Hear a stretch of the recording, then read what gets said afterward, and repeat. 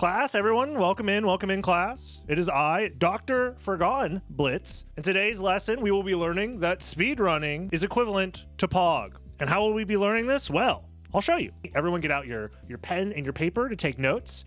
And also, don't forget your safety goggles. Safety first when we're doing speedrunning science here. For today's class in speedrunning science, we're going to be going over a very iconic, legendary Symphony of the Night task by Forgotten Moose. This is a speedrun that cannot be replicated by a human being. It is perfect in so many different ways. The goal of this speedrun is to collect every relic in the game and beat every boss in the game. And we're seeing already at the very beginning, let's do a little bit of a slow motion replay on the perfect menuing here. All of this is so that we can be playing in luck mode. Luck mode increases the luck of the player up to 99, but also lowers the stats. But of course, the run starts, like all runs do, with the Richter part of the run and the prologue. Pop quiz. What is this called right here? The action that the task is doing. This is your chance, class. Answer right now. Let's see here. We're cheating. Hyjal Storm. Damage stacking. There we go. Damage stacking refers to a glitch that essentially the amount of damage you can do to Dracula with your Hydrostorm can be increased by throwing a holy water onto the ground after doing the Hydrostorm. And it's doing significantly more damage. And just like that, Dracula is defeated in record time. Now, immediately you're going to be noticing frame perfect shield dashing. In a tool assisted setting, you can always guarantee your frame perfect shield dashing, essentially backdashing on one frame and then pulling up the shield on the next frame and doing that over and over and over again to maintain the fastest possible top speed of the backdash the entire time. This is going to be the fastest form of ground movement until we utilize a large damage boost called a big toss. This is what happens when you take more than half of your total HP in a single hit. If you look at the total HP right here, we have 25. We take 14 damage, that's more than half, and it gets us through the room very, very quickly. They then enter that secret area to grab the pot roast to heal up because they need more health for another big toss. This big toss is very, very popular. It is probably the most famous big toss in the entirety of Castlevania Symphony of the Night because it is a common way that a lot of people will skip past the encounter with death. Right here, death normally takes away the player's starting gear, but because this big toss just happened, you get to keep all of your starting gear. You keep the Alucard shield, Alucard sword, dragon helm. All these powerful items are yours forever. Death can never steal them. And this powerful equipment is very useful for boss fights, and since we have to kill all of the bosses in the game, it's going to be very useful for that. And we're already coming up onto the first boss fight of the run. And one thing you might have noticed here is both bosses were defeated and yet a level up did not happen. That is because of a glitch called a revenge tech. Essentially, the way that this works is if you are inside the hitboxes of the bosses while they are dying and multiple hitboxes are connecting at the same time, it means that no experience was gained and the level up animation is skipped, saving about 90 frames. Skipping that level up is important to set up the experience route such that the level up will happen off of this guy right here, because this is the perfect alignment for another glitch called a reverse shift line. If you level up while walking forward in a very specific spot on a screen, buffer a backdash, then when you go through the screen, what ends up happening is Alucard is loaded a full screen length into the room, but in this case, it's in a wall, so it zips him down. So this is what it looks like at full speed. There's the reverse shift line activating. Going through the screen transition, warping him the next room over, skipping half of that room. Another thing that's important to note about tool-assisted speedruns in this game is that the task is able to guarantee some item drops based on in which frames they kill these enemies on. So the task manipulates a morning set drop from each one of these Ouija tables. Those morning set drops do refill Alucard's health, and it gives Alucard the option to do more big tosses later on. Right here, we're going to be noticing that a meal ticket is dropped. It's another item that is manipulated. So grabbing the meal ticket is important because the meal ticket's going to be used in a trick coming up here in just a second. The only way for this upcoming trick to work is for you to take damage from a skeleton's bone in this room. So the task takes a hit of damage from the bone immediately, grabs another morning set on the way out.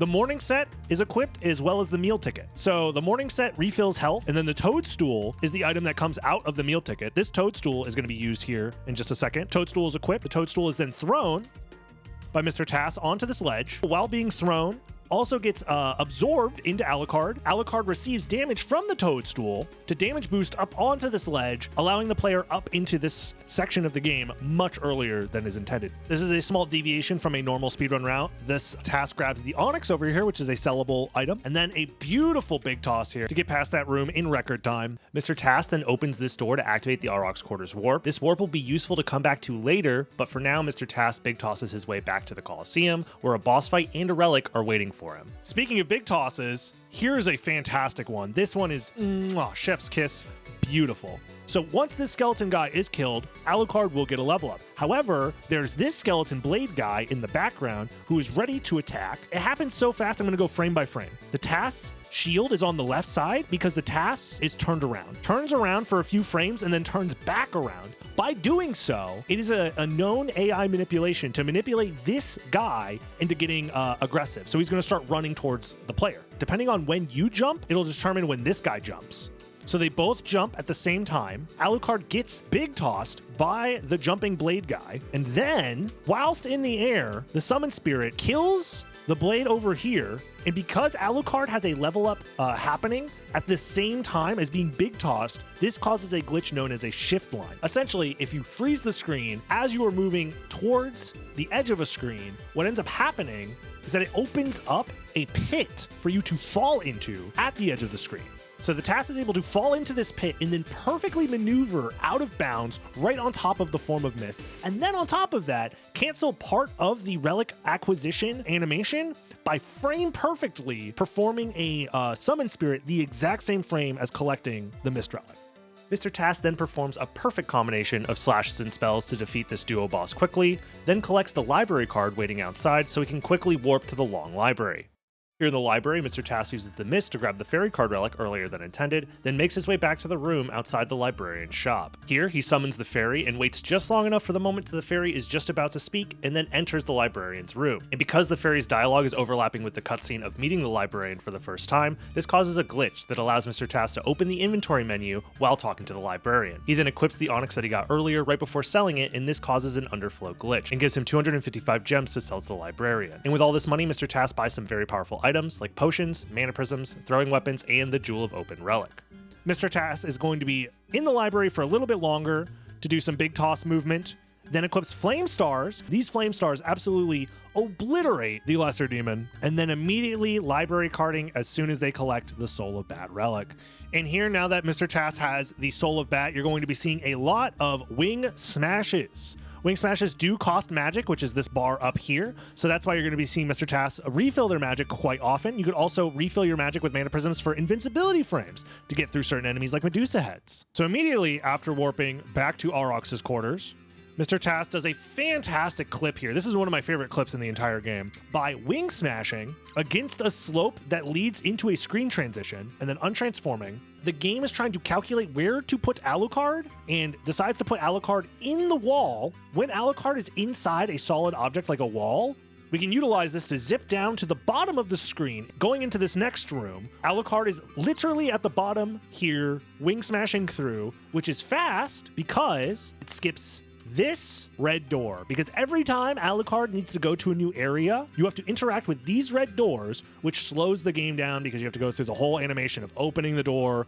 walking through, and the entire time the control is taken away from the player. But if you skip those doors by going out of bounds, you don't have to worry about those door animations whatsoever. So immediately after leaving that area, Mr. Task here quickly opens the menu to equip 2 fire boomerangs, allows the player to throw 6 total fire boomerangs, 3 for each hand. So when all 6 fire boomerangs are on the screen at once, the game will not allow Alucard to transform until either Alucard leaves the screen or the fire boomerangs themselves leave the screen, and then Alucard is allowed to transform. Whatever momentum is applied to Alucard at the time of transforming is continuously applied to Alucard during that transformation animation, which is why Alucard does this weird space jump, is because he currently has momentum going in this direction until Alucard leaves the screen through the top right here. And we can see fire boomerang jumps used again, this time for pure vertical momentum. And all of that is to grab the gravity boots. The gravity boots are a relic that allows Alucard to do large vertical jumps and will be used for quickly traveling vertical sections. And below the gravity boots is the room where Maria gives Alucard the holy glasses. This item is required for saving Richter, so Mr. Tass is going to need to find a way down there. And much like how Alucard clipped out of bounds using the bat earlier with a slope, Mr. Tass is able to clip into these stairs. And off to the left here is this room that normally leads to the holy glasses. After getting the holy glasses, Mr. Tass then backtracks through the marble gallery to acquire the spirit orb relic. Then he uses a library card to quickly warp to the library. He then maneuvers his way through the outer wall and clock tower to grab the Fire of Bat relic, subscribe to Dragon Blitz on YouTube, and defeat the boss Karasamon. And then Karasamon, look at those critical hits. Those critical hits were manipulated by waiting for the perfect frames to do as much damage as possible and actually speed up the process of killing this boss by forcing all of those hits to become criticals. And that is a very common strategy that the Tass will employ. This is yet another fantastic wing smash chain to grab the power of mist, and then manipulating the momentum that you have by intentionally grabbing a toadstool mid-air. This changes the dive kick from going straight down into down left momentum, gets the player closer to leaf zone, and then, because the player is still poisoned at this point, Mr. Tass goes for a glitch called a half-blood tech. So if you are next to a wall while in bat form, and then you get big tossed by an enemy, when the animation is over, you'll see that Alucard is slightly lower into the floor than is possible and is considered airborne. So the game notices that Alucard is in the floor. The screen shaking is the game trying to zip Alucard out from out of bounds, as well as Mr. Tass also doing a dive kick into a transformation. So that way they can move on to the chapel much quicker than normal. Again, another fight full of critical hits that were manipulated by throwing the flame stars on the correct frames. And then leading up into a pop quiz. What is the original name of this glitch that is happening on screen right now?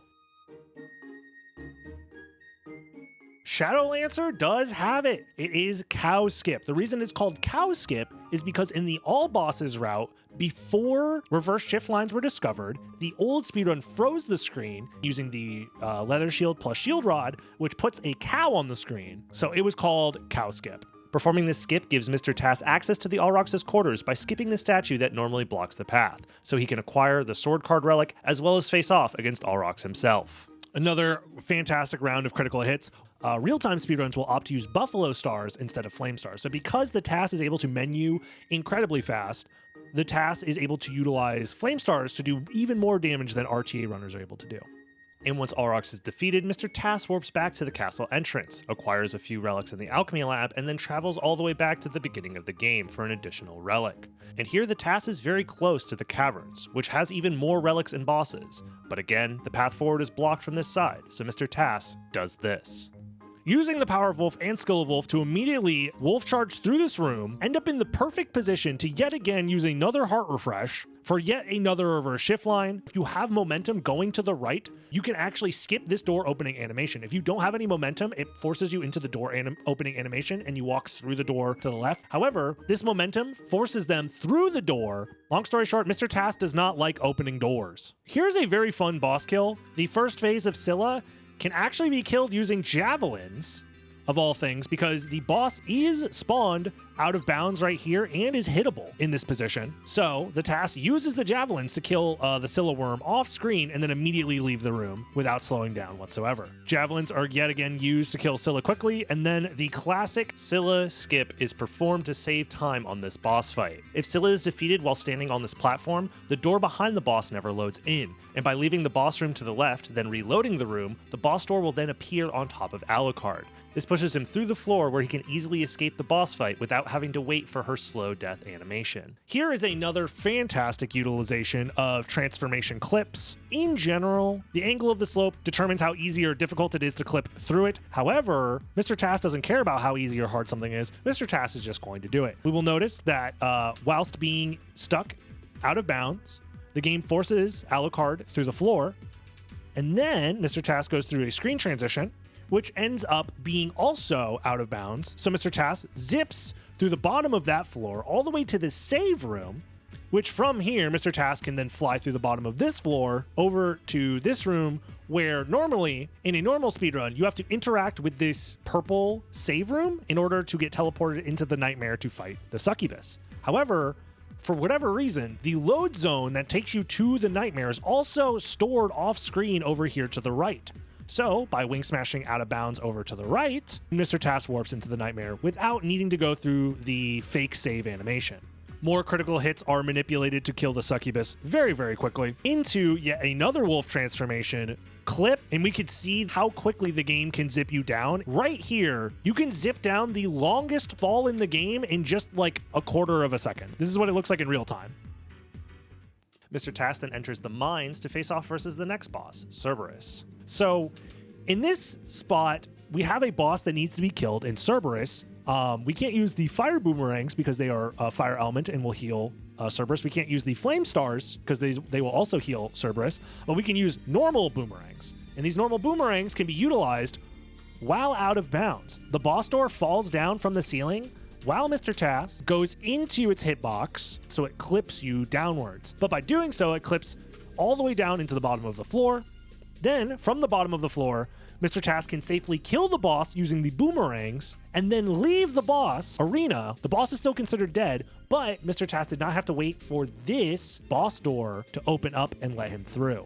Another fantastic, one of my favorite glitches in the entire game. Alucard is in a spot, a piece of geometry, that is too tight for him to fit into in human form, but he can fit into that spot while in bat form. If you take damage while you are in bat form, it'll force you back into human form. So Alucard takes a bit of damage from a toadstool while in bat form, turns into human form, it clips Alucard down, and then again, the game notices that you are in a wall, so it tries to zip you downwards to get you out of that wall. And by zipping you downwards, you land in a load zone that leads directly to the catacombs. However, because this is being played on the PlayStation, it loads the previous tile set from the mines when we are in the catacombs, and that's why everything looks messed up. And the only reason we're here is to kill Grand Falloon, the final boss of the first castle. So we are halfway through the bosses for this game.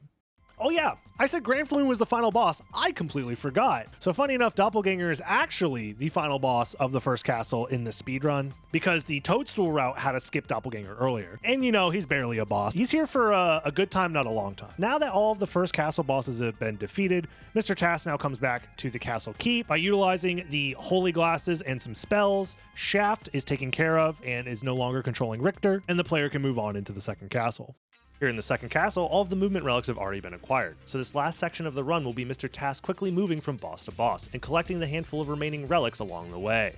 A few key items are also collected as well. Behind this breakable floor is the Heart Refresh item, which will be important later, and the Task manipulates a Maulblung sword drop from this floating sword.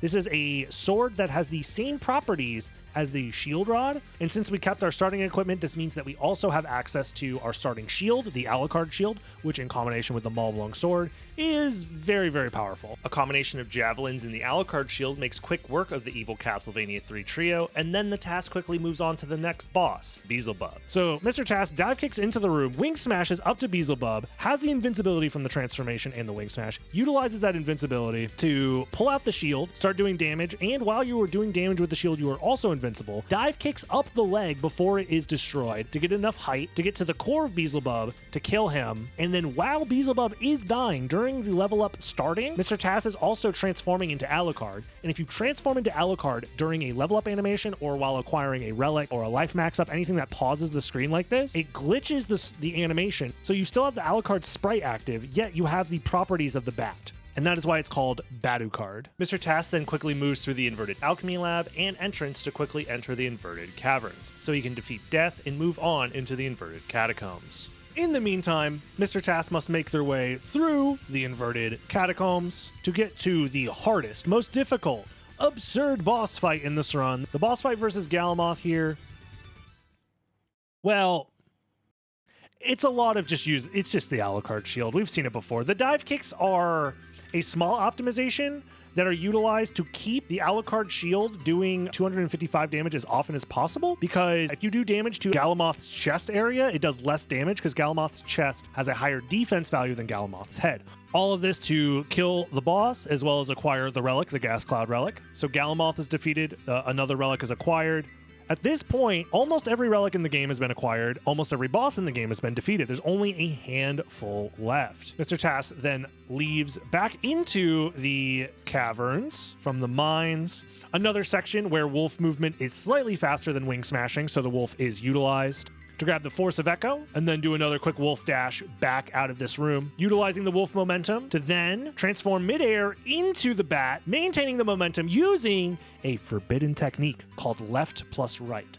So this is something that is in the game and is banned in normal speedruns, but in tool-assisted speedruns, it is allowed, where while transforming into bat, you can maintain your momentum indefinitely if you are pressing left and right at the same time. On a normal controller, here, I'll utilize this Super Nintendo controller as an example. If you press left, you're pressing down on a pivot-style D-pad, where you also cannot press right at the same time. They are opposite, so they cannot be pressed down at the same time, which is one of the reasons why it's not really allowed in real-time speedruns in most speedrunning communities, because most people don't want to have to break their controllers to do optimal movement. Mr. Tass then uses the stopwatch subweapon and Alucard shield to completely obliterate Doppelganger 40. With Doppelganger gone, there's only one boss fight left that I can think of. We have all of the relics. The only boss left is Creature. So I guess Mr. Tass must be going towards Creature right now. Oh, well, maybe Mr. Tass is there a relic over here? Or, oh, I know what it is. Mr. Tass must think that there is a boss fight next to where Succubus is. Oh, Mr. Tass, you're making a silly mistake. We've all been there. It's fine. Oh, so Mr. Tass has chosen to dive kick into this room while utilizing heart refreshes to end up in the floor, where in the first castle, if you remember, Mr. Tass was flying through the floor to activate the load zone that is on the other side of this wall. Well, in the reverse castle, there is also a load zone. However, there is no Succubus boss fight loaded in on the second castle. So what is loaded in is a garbage data map of the outer wall. This is a copy of the first castle's outer wall in a glitch that is known as the third castle. This third castle glitch is only available on the PlayStation version of the game. And the reason why this glitch is utilized is because if you exit the third outer wall, the third castle's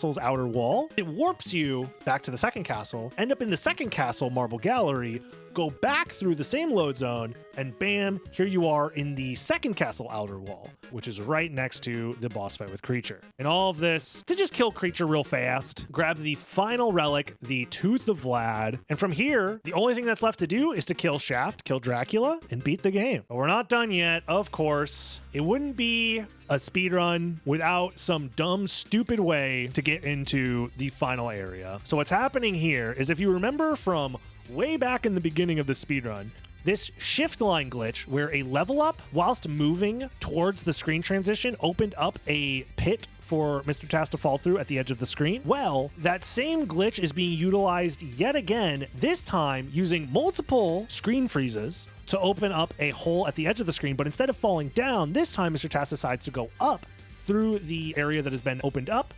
here, and then is utilizing some untransformation animations and jumps. You can actually clip up through solid objects in very specific situations. This is very difficult to do, but Mr. Tass does it perfectly and ends up right here, ready to face the final bosses of the game.